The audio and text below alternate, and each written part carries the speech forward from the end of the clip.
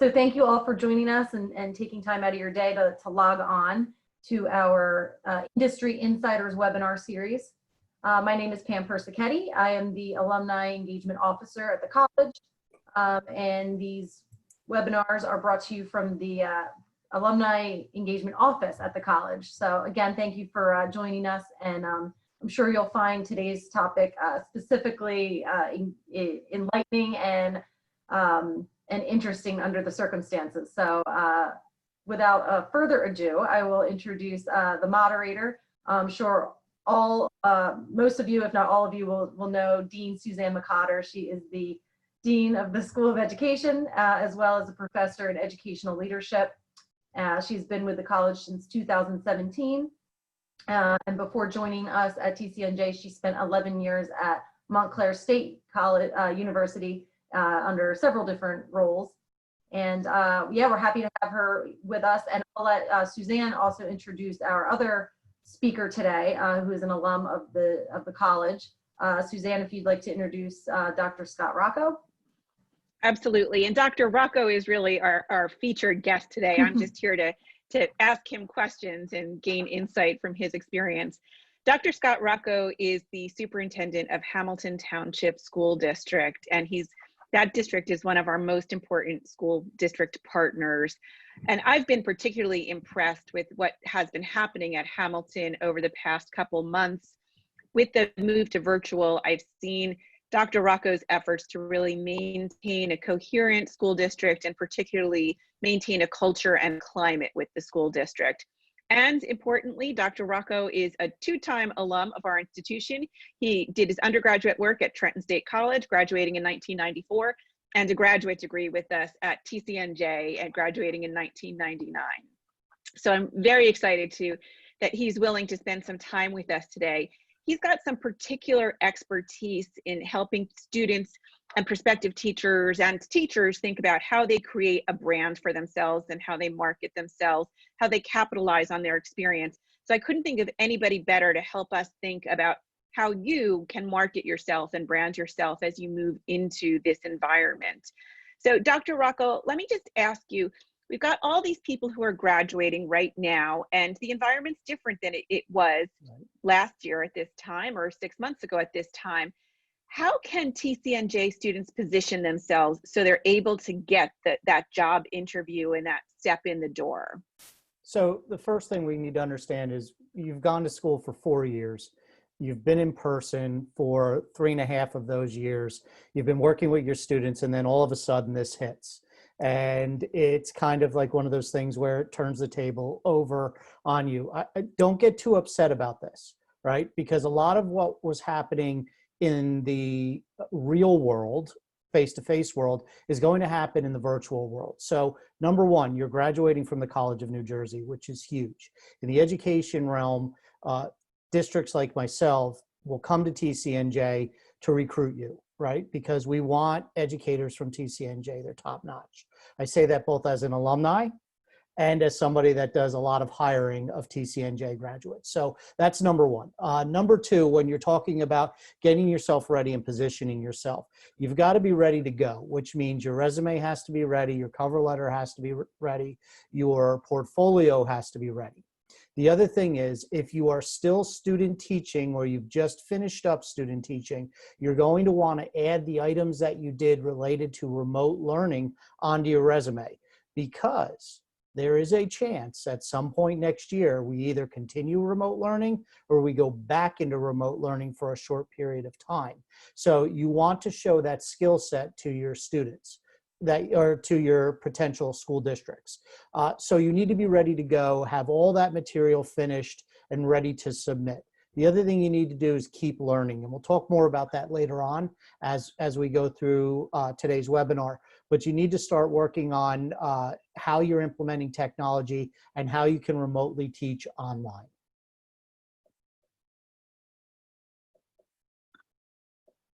Sorry, it's that darn mute button. I always lose track of it.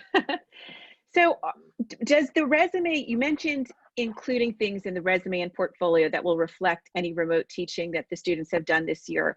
Are there other ways that they should be thinking about making their portfolio, resume, cover letter different, or are there things that they should be thinking about no matter what the environment is? Yeah, so if you're talking about getting ready for a virtual environment, the first thing you need to do with your resume and cover letter is you need to personalize your cover letter. So every district that you're sending out to and you're putting out a cover letter to, you need to have that personalized. So what's the name of the school district? Who's the principal or supervisor you're applying to? Make sure you personalize it, and make sure as you're personalizing it, you're sending it to the right districts. So I often talk about putting things in your yes and your no pile. Make sure when we look at a resume and a cover letter, a quick way to get into the no pile, which is we're not going to interview, is if you send me a cover letter with Dr. Smith from Hopewell's name on it, right? So we're talking about attention to detail. So make sure you personalize it. So that's number one. You need to also have your resume be an updated document. So I was a history teacher, and I think a resume is like the Constitution, which it's a living, breathing document. So every time you do something related to your resume that you think should be on the resume, put it in your resume file, and then you can format your resume later on. So whatever you did this semester needs to be in your resume and needs to be clear. If you this month become Google certified, put that in your resume. So keep it updated. And you can also use this environment to your advantage. So make your resume interactive.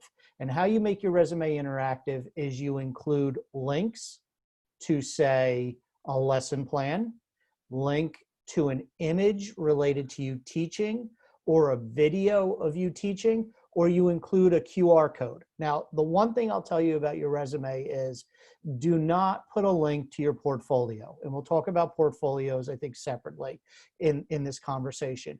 But link to things that can expand on your resume a little bit and make it a little more interactive. And that's playing to the virtual environment. Allow the people that are reviewing your resume to go deeper into the information, more than just what's on paper. Take them somewhere from your resume into something related to your work and what you've done with students, or maybe professional development that you've done, or some kind of training you've been involved in. Thanks, Dr. Rocco. So now they've positioned themselves to get an interview, and for the past several years, they've been preparing themselves for a predictable interview process. Yeah. I see Audrey Cooper from our Career Services is here, and she does a wonderful job in our typical world of setting up education interview days and helping students prepare for that first interview. Hi, Audrey. And it's different now. Audrey's still doing her best to help us out, but what will our students expect for this interview process? Okay, so it is going to be similar and different. And let me explain what that means. Districts are going to go through a similar process in the interview process. So if they do 3 rounds, they do a cursory round, which is usually a quick round or a speed round. They're still going to do that. They may do a committee round, and then they'll do a final round that oftentimes will involve doing a model lesson. And we'll get into talking about model lessons online in a couple minutes and what that can look like. So that's going to be the same, but we're also setting up protocols and procedures on how different the interview process is going to be. So in an interview process that's live, you can feel the room if you're with a committee. So if you're working with interviewing with a committee of people, you get a feel. Is it a positive room? Is it a fun room? Are they very serious? Well, you can't get that feel. And an example right now is you can see me and you can see the dean, but you can't see anybody else most likely because everybody has their cameras shut off. If you are in an interview, how are you going to manage with the fact that you can't see the people you're talking to? So you've got to talk to the camera, which can be a little awkward. So you need to put these things to an advantage for yourself. So get used to talking online. If you've been doing a little bit of this work, get used to having a conversation online as if the camera is your friend. The other thing is to put yourself at an advantage is I'm going to give you 5 tips associated with doing the virtual interview. So the first one is your on-screen presence. All right, so take a look at this for a minute and consider this. When you're interviewing, what do you look like on screen? Are you too close to the screen? Are you too far back from the screen? Are you off the screen? Do you move too much on the screen? So you've got to pay attention to what your body language looks like on the screen. So that's your on-screen presence. Number 2 is lighting. Don't go out and buy an $80 circle light. I'm telling you right now, those people that made that are making a killing on this. You don't need it. Get yourself 2 or 3 lights, play around with the lighting. Also, in your space that you're using, if you've got a window like I do over here, I was doing an interview for NJ Spotlight and the sun was setting. So the sun came down and washed me completely out. So if you are in a room that has a window, natural light, you need to know time of day. If I'm going to do an interview and the sun is coming up or going down, hopefully it's not coming up when you're doing an interview. But if it's going down when you're doing an interview, what's it going to look like in your space? So make sure you have the right lighting. So check that out. Background is huge, right? So one of the things my wife said to me the other day was all these meetings that are going on, she goes, it's interesting to see what's in people's backgrounds, right? And she's like, what's in your background? And I said, well, my bookcase is in my background. And so you'll see an image of Hamilton Township there, the little circle with the tree. You can't see it right now, but that says TCNJ alumni. On the next shelf, there's a little sticker. On top of it, something I removed from my shelf are deer antlers. And so I'm an outdoorsy guy. I fish. My son and I fish. I am not a hunter. My son is a guy who goes out and he finds deer antlers. And it's called shedding, right? So they go out looking for deer antlers. Got a whole garage full of them, and I have them up on top of my thing. But it actually caused some conversation among my senior staff of like, hey, are you a hunter? Don't give a false impression of something up there. Leave the things in your background as neutral, right? Books are great. Little images of different things are great. Your college degrees, maybe on the other side of the wall, are wonderful. But take a look at your background because they're no longer just judging you, but they're judging what's on your background. The other thing is your voice and audio. So make sure you test out your earbuds and your microphone before you work. First world problem. The other day, I got onto a Zoom and I could see everybody, but I could not hear them. They could hear me. What I realized was I actually had the earbuds for my phone in and not my laptop, right? So make sure that you are actually using the right earbuds, you're connected, you know how to problem solve if there's a problem. And I recommend wearing these in the interview. And here's the reason why I recommend wearing them. If there is feedback, and you're the one who's giving the feedback, you're going to panic, right? So make sure you minimize the opportunity for error. And then if you are required to give a presentation or put up some documentation, make sure those are already open and down below in your bar. So all you have to do is activate them and then share your screen. So make sure you're ready to go. Nothing is worse than you fishing around in a file looking for the information you need to put up. So have everything ready to go. So those 5 things are the differences between on-screen virtual interviewing and being in person. So let's talk about that portfolio. How should they be thinking about their portfolios at this point in time? And maybe in general, what should they be thinking about in their portfolios? Yeah, so the first thing is with your portfolio, we used to have to do the big 6-inch binder, 3-ring binder portfolios with the plastic sheet protectors, right? Now you're doing digital portfolios. Number 1, you do not have to buy a website to do a portfolio. I suggest you do something like Google Slides, all right? And you keep a master portfolio Google Slide document, right, in a folder, and you add to it. What is the purpose of the portfolio? It's to expand your resume. So the items that you have in the resume, you are bulleting items, right? You're not putting paragraphs in your resume, but you're bulleting items, right? Just little tidbits of things that you've done. So the portfolio, first of all, is there to expand the information you've included in your resume. Then what you want to do in a digital portfolio is you want to add images and pictures. Everybody likes images, everybody likes pictures. Let me give you a good example of what's a great image to use. One of your slides, if you're using Google Slides, one of the pages is going to be your education. You're going to put your education, the College of New Jersey, and the department you were in and the certification you have. Then put the image of TCNJ. And what I suggest that you do is for every image, every picture that you put in your portfolio, it should link somewhere. So with TCNJ, you put a link to TCNJ's education department and the program you graduated from. And this way people who are looking at it can click and go automatically over there. So you want to make the portfolio interactive, more interactive than you made your resume. You want to include links, you want to include presentations, you want to include videos of yourself. If you can videotape yourself and include that in the portfolio, that's really going to benefit you, because it's really going to leave an impression with the people that are looking at your portfolio. With your portfolio, I'll give you a little safety thing you should do too. Once you have it final version, make a copy of it, rename it your portfolio with your name, dash the school district you're sending it to, and send them a view-only link of it. And then you go and you send it to them.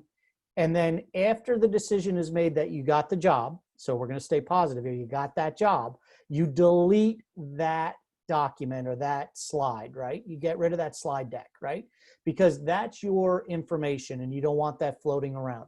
If you find out by chance that you didn't get that job, you also delete it, right? Because you don't want that stuff floating around. So you personalize that slide deck to that district, name it that way, send them the link, view only, and then eventually you'll delete that so it doesn't float all over the place. But you want your portfolio to be something that represents you when you're not there.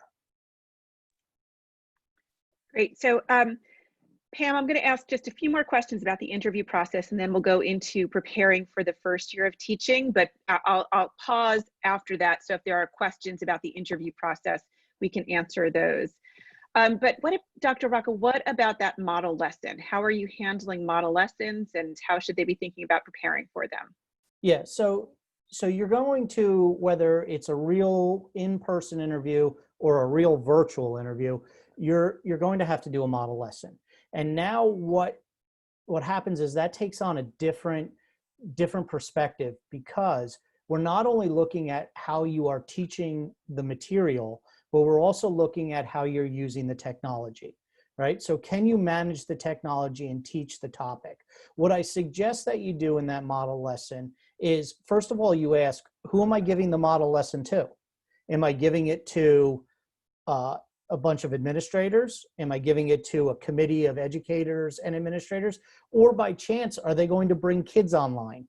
Those are all different environments that you have to work within. If you are giving to a group of people, the first thing I always recommend is get the names of the people, right? So the names of the people that are there, so that in case somebody asks a question, there's a chance you can call them by name. Now, what's nice about this environment, I can see all your names, right? But they don't necessarily do that. You're going to want to make sure that when you do this lesson, right, you're able to show yourself clearly. If you need some space in the back, a whiteboard or something like that, make sure that that is spaced out properly. You're going to want to stay on the time frame that they give you. If they say 10 minutes, stick to 10 minutes, right? There's a reason why they're giving you a period of time. So don't keep going and going and going. And I would say, make sure that you've tested out anything else that you need to bring up on the screen in advance, so that people understand that you know not only the content, but how to get that content up to the students when necessary. Okay, and now a really specific question for this point in time. I know one of the things a lot of our student teachers are concerned about is that many of them had to leave their student teaching placement before they were able to finish their Ed TPA, which means until the state gives us further guidance, their path to certification will be different from a typical path to certification. We're hoping that the state gives us additional information about this and that our students will be able to get their CEAS. But at this point, the path we know for certain they can use is the CER, the Certificate of Eligibility with Reciprocity, that people coming in from another state without an Ed TPA would have. Is that something they need to explain in their cover letter? Do they need to worry about that? How are superintendents thinking about that? So I would mention that in your cover letter, simply because it just puts it out there. Although all of us know that, you're going to apply to districts that they're going to have a new HR person or a new principal, maybe somebody that hasn't been involved from the start of these issues that now is taking on their own first position. And so they can simply just say, hey, yes, and this is what this looks like, so they don't rule you out as a candidate, right? Because sometimes they'll rule you out and say, well, I don't know if I can interview this person because they don't really have the certification yet, or they're waiting on the certification. So I would simply put that in the cover letter. Your cover letter needs to be pretty simple. So we've got something to include there. That's something you would include in your third paragraph.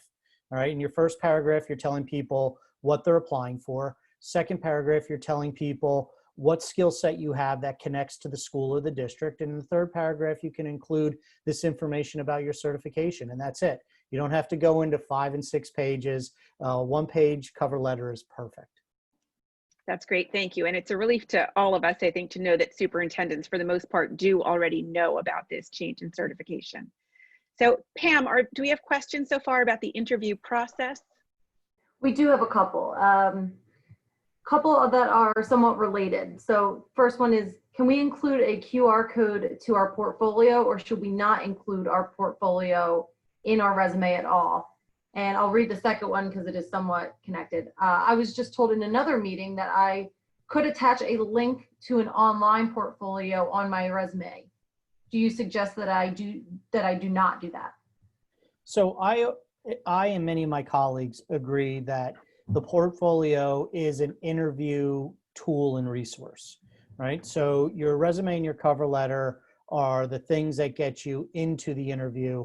The portfolio is something that enhances your resume in the interview. And oftentimes we tell people, use that in the interview. Don't include that as part of the resume cover letter package, right? Because these online systems require other things. You've got the application, you've got essays, you've got letters of recommendation. There's a lot of stuff for the people that are filtering through that stuff to weed through to make a decision who they're going to interview. My recommendation is use the portfolio as something that you include in the rounds of the interview and provide that to them at that point. I would not put a QR code on my resume that goes to a portfolio.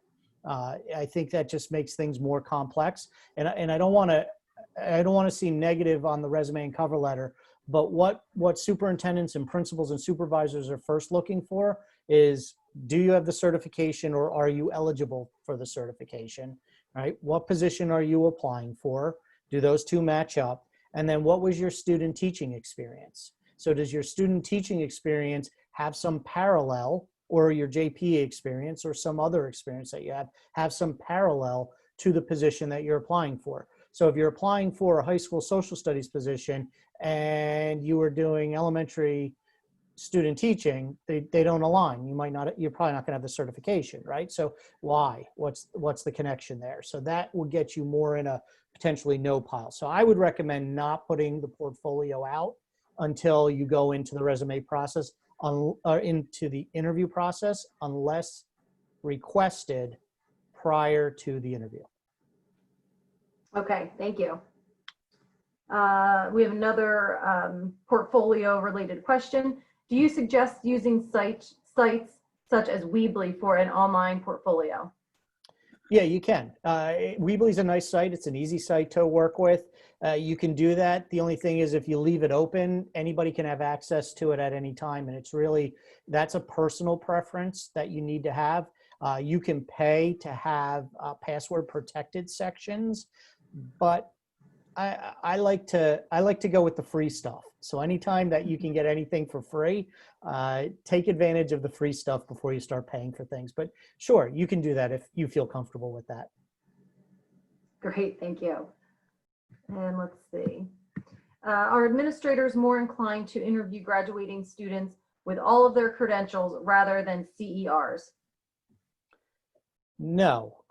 If the experience of the person looks like it matches the district, if some of the links that go out are of interest, then principals would be, and administrators would be willing to interview people.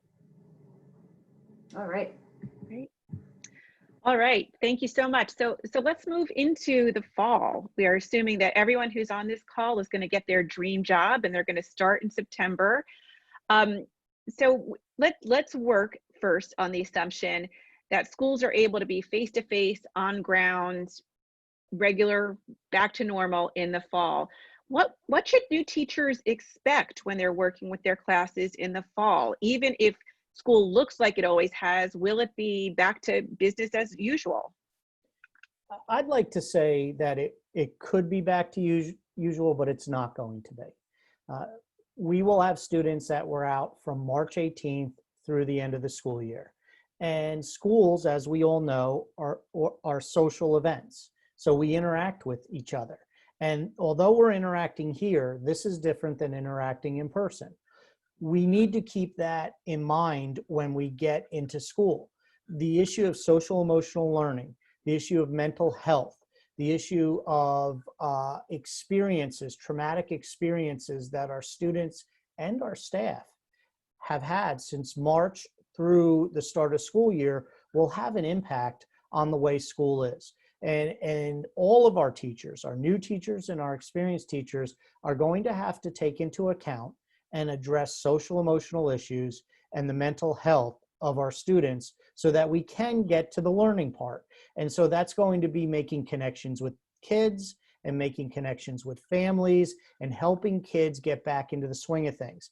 It's great to come to work every day and turn on a video screen, but then bringing kids back into the environment where it's a much more structured environment with rules and process is going to be a challenge. So you may also have to spend a little more time working on the routines and procedures of the school day versus the actual instruction. And also understanding that some kids may be resistant to routine and procedure more than other students in your classroom. And that's not because they're being defiant, it's because of the experience that they've had.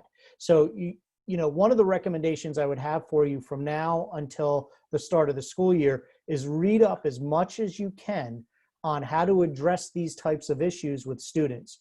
Add to your instructional toolbox, add to your social emotional toolbox, add to your classroom management toolbox. And the other thing I would say is we've always talked about making a connection with families and having a relationship with the families of the students you teach. Make a phone call home, you know, send an email, send notes home. This is going to be more important than it ever was because it's not only the students that are going to have a problem, it's the families. And so if you can make that connection and build that line of trust, that's only going to help you more in the classroom. So now let's go to the other scenario. If schools are not back to normal, there may be some things that are different in the future. We don't know what the guidelines are going to be. We don't know what the testing capacity is going to be. We're all kind of in a wait and see environment right now. What kind of skills are going to be important for tomorrow's teachers, and how can our students get ready for those? Mm-hmm. So number one is you need to also understand not all of your students, depending on where you teach, might be connected. So I'll give you Hamilton Township, 11,700 plus students. When we went on remote learning in the middle of March, we had 83% of our kids connected on a device and had internet. We are now at 98%. We sent home 200 packages to kids that don't have Wi-Fi. That's the reason why they're not connected. So 200 of our students across the district are not connected. So you may have to connect with the vast majority of your students here, but you may also have a student or two who can't do this. So you're going to have to build rapport and a relationship in two environments, the virtual environment and some other environment with students. What I also think you need to understand is use this to your advantage. Not only use it instructionally, but have fun with it, right? Use it to connect with kids. Allow kids to have a personality. You have a personality. Show them that you are interested in them. And then, you know, one of the things we can talk a little more about later on is I suggest you also have a professional social media account, right? And you can use information from your instruction and the things that you expect to put out there, and you can promote your classroom and your students. Obviously, if you have permission to put their pictures out, you can send messages that way. But I would also say this, take advantage of old ways of doing things. And now I feel really old when I say this, all right? Write your students a letter and mail it to them. If you're near town where you're going to work, maybe you stop by and beep the horn and wave at them and tell them you're coming by. Do the little things, getting ready to build that rapport with your students, that will make a difference when we do come back into the classroom. Because at some point we will be back, and I do believe that. I do believe we'll be back. I don't know if it'll be in September, December, or January, but at some point you will be back in person. And if you can develop relationships with your kids through this and some other old methods, you will have a better relationship with your kids when you're in person with them. So now I'm going to ask you to look into your crystal ball. And 5 years down the line, we're over this crisis mode. We've got a cure, we've got a vaccine, we're finished with COVID-19. We don't have to worry about that anymore. We're all very grateful for that. How have schools changed as a result of this, as a result of all of us having to pivot and figure out how to do remote learning? So I talk a lot about the fact that we'll use March 18th as the line in the sand when the governor said schools were on remote learning. We cannot go back to what school was like prior to March 18th. Can't go back to the exact same way we went through education. From that point forward, education has changed. The knock on education has always been that educators and students don't live in the real world, right? We live in this imaginary world type of thing. Well, tell that to the student who's sitting at the dining room table right now with their mom or dad to the left or right of them. The dad's on his device doing work from home, and the student's on her device doing work from home. That's as real world as we're going to get right now, right? So we've entered the real world. What's going to happen is this. You are going to see remote learning more of a norm in education moving forward. You can't do it at the K through 3, K through 5 level for a lot of reasons. Number one, students can't stay home by themselves, right? They can't sustain by themselves, right? Number two, there are certain things that have to happen in schools that young children need social contact with, right? They need to learn how to do certain things together, right? So they need to do that. But middle school and high school, you are going to see classes offered online. And you may be a teacher that teaches 3 periods traditionally and then 2 periods virtually. You may have a class size of 25 in your 3 classes that are live in person, and you may have 75 in your other 2 sections. But you are going to have to use the skills you've learned now and enhance those skills so that when we do go virtual, you're able to teach those students while they're at home. I also see that schools are going to change a little bit. So businesses changed. The footprint of businesses over the last 2 decades has changed. So they are more of common area, common meeting rooms. It's not all simply designated, this is your space and this is my space. It's more our space, right? And I see schools going that way too, where at high schools, kids may only come 3 days a week, right? In person. The other 2 days a week, they may be doing their work from home, or they may come into these hour spaces and do their work there. But what they're doing is they're looking at videos and doing research. The other piece of this that's changing is, and I'm going to be really, really angry if the state tells us that we still have to have snow days, right? So we've proven we don't need snow days anymore. And here's what we can do. My teachers now, we did remote learning one way up until Monday of this week, and we've pivoted and we've taken what we learned over the first 6 weeks and we've made adjustments for the last 7 weeks. And so what we've asked our teachers to do for the last 7 weeks is to do live lessons, but videotape those live lessons, or on days when they're not doing live lessons, to tape themselves and post those lessons. So they'll have live lessons posted, and then lessons that they've created where there's no live audience, no students, that they've posted. Now our teachers will have a library of topics. So the second part of this on the change for the future is we have trouble finding substitute teachers. And the way substitute teaching often is you will create substitute plans at the start of the school year that can be used at any time throughout the year. It was always a waste of time for everybody, okay? Now what we'll be able to do is if you're absent one day and you have the video, you'll be able to post the video, the kids will open their Chromebooks, and they will have the lesson for the day. That's beneficial in two ways. Number one is you no longer have to prepare those packets anymore. But number two, the students and you are not losing a day of learning. And when you are absent on a given day, it usually takes you 2 days to make up what you were absent, what you were covering when you were absent. So that will be minimized. We will maximize learning. The other thing is, and we talked about this today in my board meeting with my curriculum instruction committee, is we might be able to develop a library of topics from teachers who have taught the same subjects. For example, again, I'll go to social studies, causes of the Civil War, right? So I teach a lesson on the causes of the Civil War.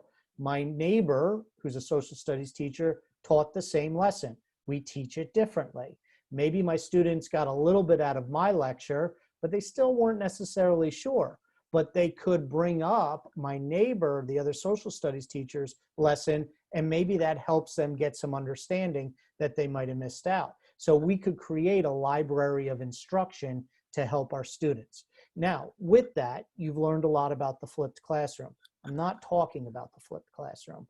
I'm actually talking about real instruction that we can use that will benefit our students in real time. So I want to nudge you a bit on this, Dr. Rocco, because you and I have talked about what good teaching is, and we all know that it's not just about the content, it's not just about the specific methods, but it's also about those relationships.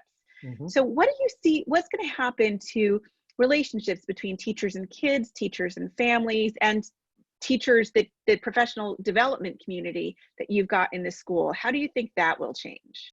Yeah, I think one of the hardest pieces of this with remote learning is the fact that it's going to be more of a challenge to develop those relationships, right? It's going to take more work. It's going to take more effort. And we as educators are the ones that are going to have to give that effort to create that environment, right? So you're going to have to go out of your way. We all have to go out of our way to make those connections with our kids. And it's easier when you are talking face to face with somebody live in person and you can read their whole body language. It's harder when you're looking at somebody and you can see from the shoulders up, right? I can't see, is the person squirming? Is the person fidgeting? All those different cues that tell me if they're paying attention or not. But I will tell you, the relationship will be as important, if not more, in the remote learning environment for education moving forward. If we continue with remote learning, we have to develop those relationships. And actually, that's probably going to be a big PD set of sessions for people. So I know a couple of the professors are on and some other folks. So start developing them, start developing how that can happen, because there are skills to doing it. Part of it's personality, part of it's your body language, part of it's how you're perceived on the screen. And part of that, I apologize. My daughter, who is a student at TCNJ, just brought me a coffee. So I want to actually can I pivot off that for a second? Please, yes. Because I left that out. So when you do an interview, and I'm glad she did this to me, right? So when you do an interview, something's going to disrupt your space, right? I do a webinar on the virtual marketing yourself virtually, and a slide I use has a lady at the computer, but her cat's right next to her, right? And so that's going to happen. It's okay. Don't go crazy. Somebody's going to open your door. Somebody's going to drop something off. If you have a pet might come onto the screen, right? You have a child at home, the child might come. Don't go crazy. Don't be that guy on the news who was doing the report and his kid came in the background and then his wife kind of crawled in and had to drag the kid out of the room, right? It's okay. If it happens once, it's fine. If it happens over and over again in the interview, then there might be a little bit of a problem. But don't get knocked off your game just because something happened like that. So anyway, I digress a little bit. But yeah, the modernization and the relationship are going to be key to everything here. So how do you build a virtual relationship with kids? And it's more than that. It's not only sustaining it online, but then being able to bridge that into real life when we go back into the classroom. And that's going to be the key piece here. So let me get back to one thing that you mentioned earlier, and that is having a social media presence, a professional social media presence. Can you talk a little bit more about that and what steps our graduates should take to develop that? Yeah, so if we were talking about this 5 or 6 years ago, maybe 10 years ago, I'd say don't do it, right? Get off Facebook, get off Twitter, get off all that stuff, because it doesn't bode well right now. But that's changed. And so what I would say to you is, number one, Facebook, lock it down, clean it out, only make it accessible to your friends. That's not your professional social media account. That's not what that's for. And if you don't have one, don't start one. Just lock it down. Leave that alone. So look at Twitter and Instagram. Okay, so I'm a big proponent of Twitter. I've been using it for a long time. I feel that professionally, it has given me more connections and provided me more opportunities to learn than any other time in my professional career. So what you want to do is, number one, is you want to have a professional name on Twitter, right? So I have at Scott R. Rocco, because Scott Rocco is a singer and he took that. So I don't have that, right? But don't be science teacher 123 or something like that. You know, be you. You know, Miss so-and-so, Dr. so-and-so, you know, be who you are with your name, right? So that's number one. Number two, put up a professional portfolio. Make it very clear. This is your professional account, right? Number three, have a picture of yourself and have a background. So you don't want to be an egg, which is the original profile thing, right? Nobody likes an egg and nobody likes blank accounts. You're not going to get followers if you don't have a profile and you don't have images up. The next part, start following educators. Start following educators that have similar philosophies and have interesting content. Don't just start following people to follow people. Follow the people that you think you're going to get value out of following them, and they put good content out. Then don't get upset when they don't follow you back. All right, because there is a rule in Twitter where you don't have to follow back the people that follow you, okay? So just start doing that. Then you start putting out some content, quality content, because once I Google you for a job, your Twitter content, your Instagram content, your Facebook content, if you haven't locked it down, is gonna pop up on the screen, and that's the first thing I'm gonna look at, all right? I'm also gonna look to see if there's any stories about you. Okay, so start tweeting content. Join educational chats. There's an educational chat for everything on Twitter. Okay, you're a social studies teacher, there's a social studies chat. You're a secondary high school English teacher, there's a chat for that. There's a new teacher, it's called NT2T chat, new teacher to teacher chat. There's Saturday chats, there's Sunday chats, there's chats all over the week. We used to have a NJ Ed chat. We don't have it anymore. I don't know why. A couple of friends of mine used to run it, but they stopped running it. But there's chats all over the place for people that want to join. So become active in the virtual environment through social media, and that will help you when you are trying to develop a relationship with your students. Don't follow your students. If they follow you, that's going to happen, right? There should be a policy in your district related to that, but don't follow them. And make sure that what you're putting out represents yourself, right? So everything that you tweet represents you as a professional and a person. Everything you retweet from somebody else represents you as a person and a professional. So what does that mean? I look at something real quick. The headline is catchy. Let me retweet that. I didn't read the content. the content had obscenity in it. I didn't do this, but this is an example. The content had obscenity in it and an inappropriate picture. That now represents me, right? So make sure you read before you tweet and retweet. And by building a professional learning network, it also opens up doors for you. So there's a lot of superintendents, there's a lot of principals, there's a lot of supervisors that are on that will look to see who's participating, and we might actually start recruiting that way. So I'll give a little plug. We do a professional development once a month, HTSD PD, and we do it on Thursday nights, usually 6:30 at night. We do a half an hour, and for our staff that participates, and we have rules on the participation, they get 30 minutes of PD credit. And we have about 35 of our faculty and staff that participate, including me as the superintendent, 3 principals almost every time, and a couple of supervisors. It's a great opportunity to get exposure out there. It's also just a great way for professional development, for you to ask questions, get some feedback from people who've been doing this a little bit longer. I really encourage that and co-sign. Thanks. So Dr. Rocco, what other advice do you have, if any, for our newest TCNJ teachers? Are there other things that you want them to think about to get ready for next year? If they all come to teach in Hamilton, what do you hope they come with? So number one, I hope you're interested in Hamilton. We will be hiring. I want you to also understand, though, the virtual environment will take a little longer than the traditional environment, because right now we're trying to find out state aid numbers and those type of things. So it will take a little longer. Do not be upset about that, okay? So yes, take a look. We are hiring. We are hiring a lot of positions. And if you're an elementary teacher, we are hiring elementary also. I know that's sometimes a question that we have. Number one, I want you to come and be a team player. And it doesn't matter if you're coming to Hamilton Township or you're going to any other school district. I want a team player. I want somebody that's going to be involved in the school district, is going to do what's best for my students. I have students, and Hamilton is a interesting town. So we've got 3 high schools, 3 middle schools, 17 elementary schools.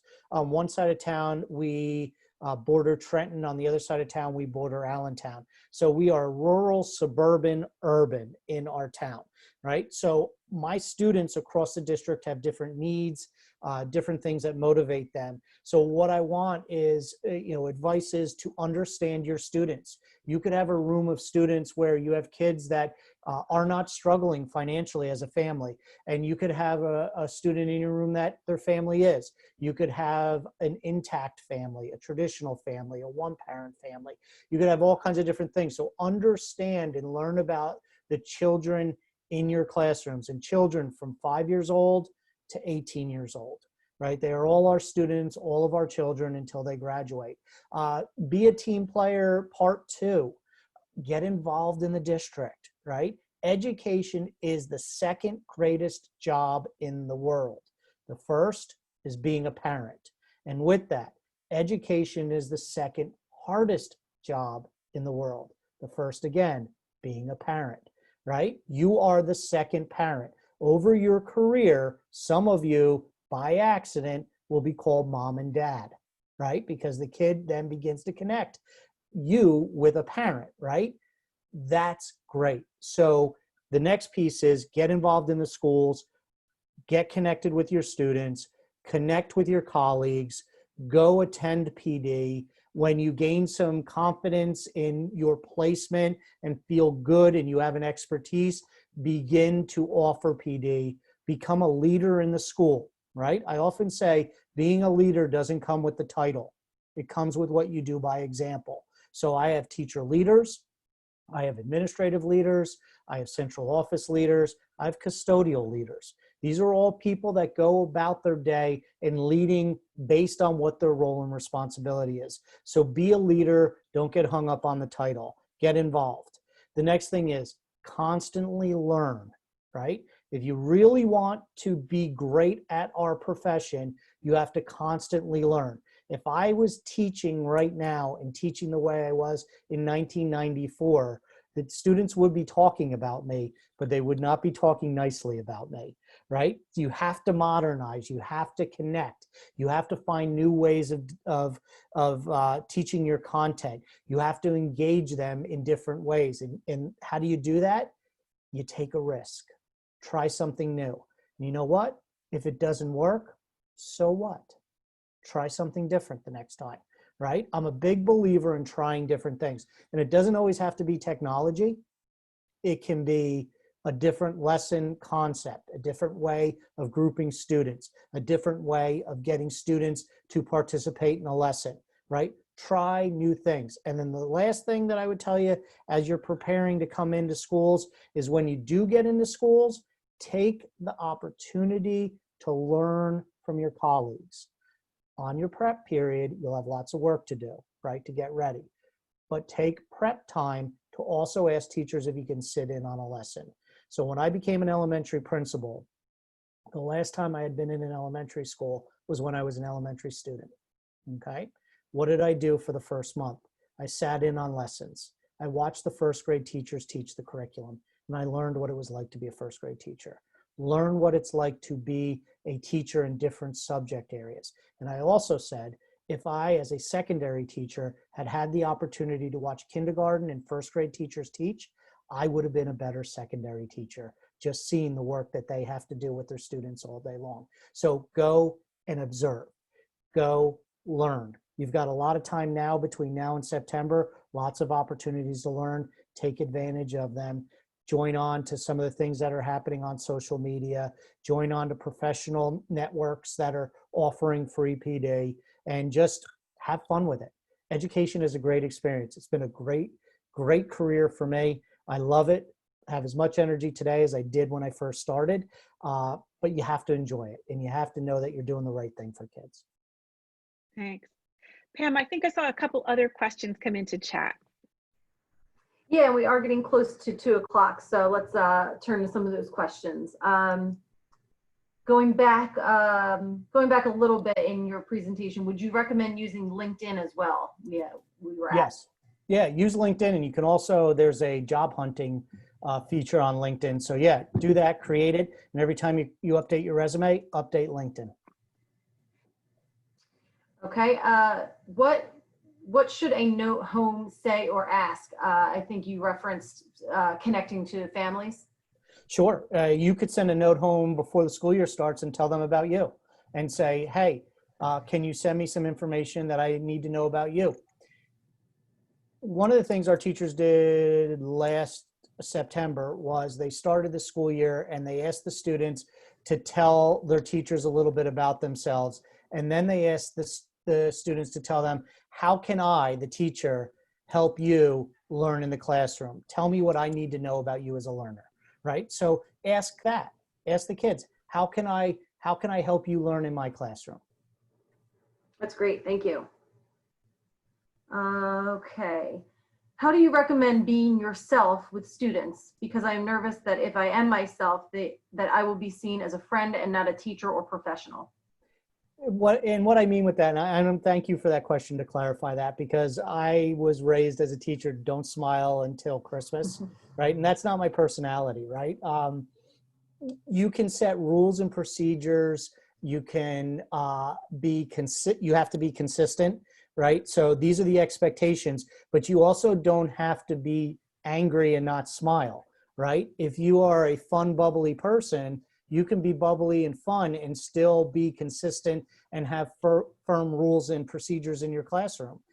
So, you know, don't lose your personality because you are trying to be rigid in the classroom, because then that's not you either, right? So you want to be yourself and you want to be true to yourself, but you also want to provide consistency in the classroom. If you are one of those people that's just high energy and it's going to exhaust everybody, yeah, okay, dial it down a little bit for a while till the kids get used to you. But, you know, being yourself professionally, I want to put that in play. You're never their friend. And I make that point to new teachers all the time. You are not their friend, you are their teacher. And that's an important distinction. You are a professional who works with children no matter what their age is, but you can still have fun and have a personality. Thank you. Thanks. I always had trouble with that don't smile till Christmas rule either. It never made sense to me. It's funny, I never heard it put that way. And right. there is one more question that came Yep. in. do you have any suggestions for readings? I guess you had touched on different readings for emotional, behavioral, or classroom management. There's tons of books out there. I could grab a ton of them here that I actually have a pile of books I haven't read yet, which I was hoping that I'd get a chance to read while we're on remote learning. But just start looking for what people are promoting online, right? And there'll be people that are the authors that are promoting stuff online, but just go and look. There's tons of stuff. Kessel for social emotional learning online has a great website. There's a lot of different things out there that you can take a look at. Look at orgs.org.edus versus .coms, right? So go to those sites and then look at what textbooks or books that they're promoting. There's a lot of great educational authors that are putting stuff out there. What I would say is there are two environments in that. There are the feel-good books, which are the people that are talking about experience, but they're not based on a lot of research. And then there's the research with the practical end. You need to read both. You have to read both. And those are, if you get involved in some of those Twitter chats, those are also some questions that you can ask of people who've been doing the reading, what their recommendations are as well. Good. So I see we're almost out of time. One of the things that Dr. Rocco shared with us is a couple of handouts about the interviewing process. So I think, Pam, if we've got the email addresses of everyone who signed up, we can distribute those over email so that people can see them, right? We do, yeah. I didn't want to share my screen and be too much of a distraction from the presentation, but we certainly and they'll be can more email. helpful for people to have and refer to anyway. So thank you. Please join me in thanking Dr. Rocco for everything. If you know how to make the clapping hands motion on your screen, go ahead and do that. Thank you so much. Nice. Look at it all come up. For your time, Dr. Rocco. We really, really appreciate it. We owe you. Thank you very much, and best of luck to all of you. And please take a look at Hamilton Township and look at what we have to offer and the positions we have available and apply, because we are applying. And I love hiring TCNJ graduates. So thank you very much. Thank you. And we love to hear that. Thanks. Thank you. Have a great day. Good luck to everyone. Take care. Thank you, Dr. Rocco. Take care. Thank you. Scott, thank you so much. This was fantastic. No, thanks. I got so much out of it. I know they did too. Audrey, you're still on here. I see. Oh, she just left. Audrey's our career services person. I know bet Audrey she'll well. get back to you. Yep. Yeah, that was great. Thank you for the opportunity, and hopefully it was worth it for them and everybody. And if I can be of any help, let me know. But it's great. Thanks. Yeah, some really great advice. I know Amy had texted me during it saying, this is great. So well, good. I'm glad. I'm glad and Amy's Pam's boss. So that's always a hit. Oh, okay. So. Even better, right? Yeah. She said this, and she's a parent to a 12-year-old. So I think she sees it from both sides. So even better. Yeah, and I'm glad, because it is difficult. It is hard for them. And here's Audrey. I can't imagine what they're going through Audrey, right now. Hey, Audrey. Oh, she's muted. You're on mute. Can you unmute yourself? Yep, there we go. I'm gonna have my coffee now. Well, my frozen coffee. Sorry, I called you out just as you were exiting. I know, and I was like, oh my gosh, let me go back. I was trying to find the invite and then getting myself back in. So I was just saying, I'm sure you found it just as valuable as the students did to hear everything. You could probably reassure them in a different way now. Yes, and that's what I've been trying to let students know. They'll be hiring. You just have to let them have some time to transition from K through 12 traditional education to like quickly online, remote learning, virtual. You just have to give them a little bit of time and have patience. So it's good to hear that Hamilton is definitely still hiring. And just so you know, Scott, I'm trying to put together like another virtual EID type event. So I'll reach out to you to let you know when we'll be doing that. So I'm trying to get that done, hopefully the end of May. It will be, and I'm going to start to do info sessions and things of that sort. So just trying to connect as many people with as many schools and opportunities as possible.